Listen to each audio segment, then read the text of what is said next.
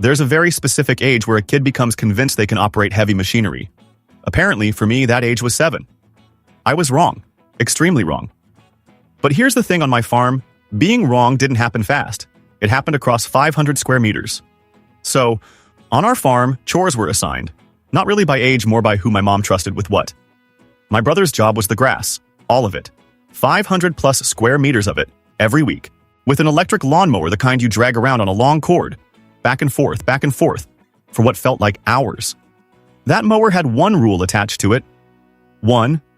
Kids don't touch it alone. Not me. Not my brother when he was younger. You had to be old enough, and you had to be watched. My brother was old enough. I was 7. But I had watched him do it. 100 times easily. Push forward, turn. Push forward again. Follow the cord so you don't run over it. Looked simple. Looked honestly kind of easy. And when you're 7 and you've watched something 100 times, your brain does this specific, dangerous thing. It tells you that watching is the same as knowing. One afternoon, my brother wasn't around. I don't remember where he was, doesn't matter. What matters is the mower was just there, sitting by the shed, cord coiled up next to it. Nobody watching it. Nobody watching me. And I thought, and I want you to really sit with how confident 7-year-old me was in this moment. I thought, I've got this. Nobody gave me permission. Not my brother, not my parents. I gave myself permission, which, looking back, was not mine to give. So I plugged it in, dragged it out to the grass, and for about 10 seconds, I want to be fair here, it actually went fine.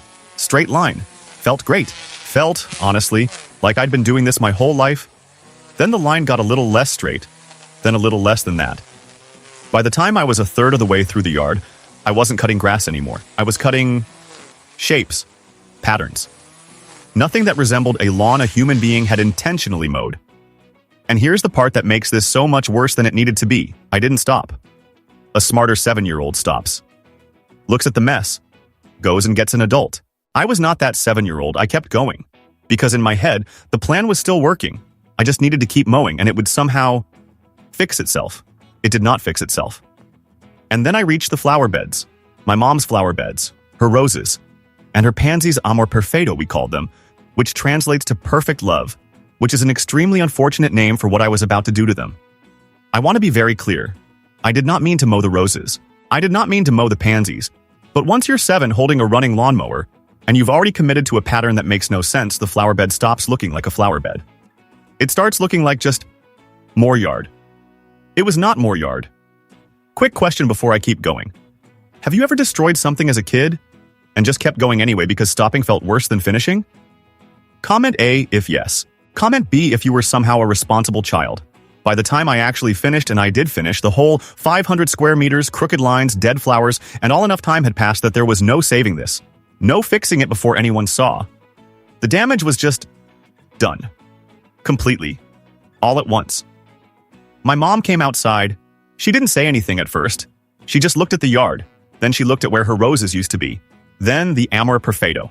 Or had used to be the amor perfecto. Then she looked at me. Standing there. Next to the mower. Covered in grass clippings. Looking extremely proud of myself about 4 minutes earlier and considerably less proud now. She did not scream.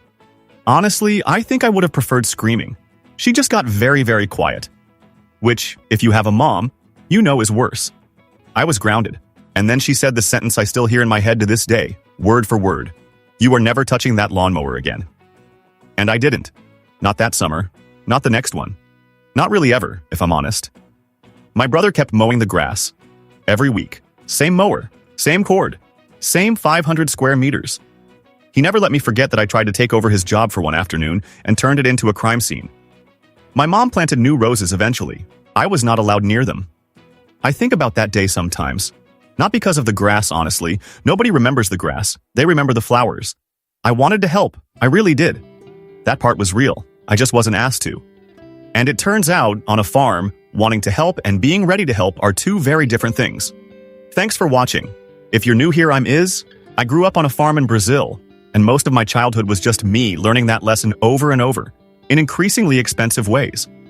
Subscribe if you want more of them. I have plenty left. Ask first.